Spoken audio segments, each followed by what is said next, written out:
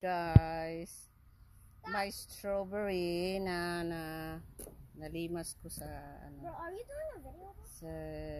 Sa garden. So, ayan. Oh my god. Dami. Ayan guys. Oh.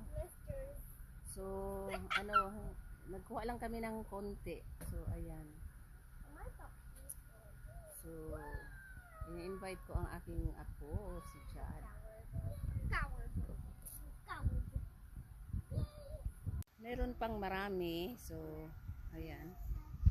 Marami pang strawberry pero yung hinog lang yung kinukuha namin. Ayan. Marami naman siyang bunga. So, look. Marami pa silang bunga. So, ayan guys. So, ayan. So, hindi pa ako tapos dito. Meron pa akong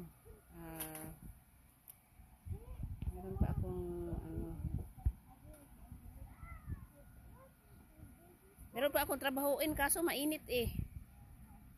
So, ayan, ang aking strawberry.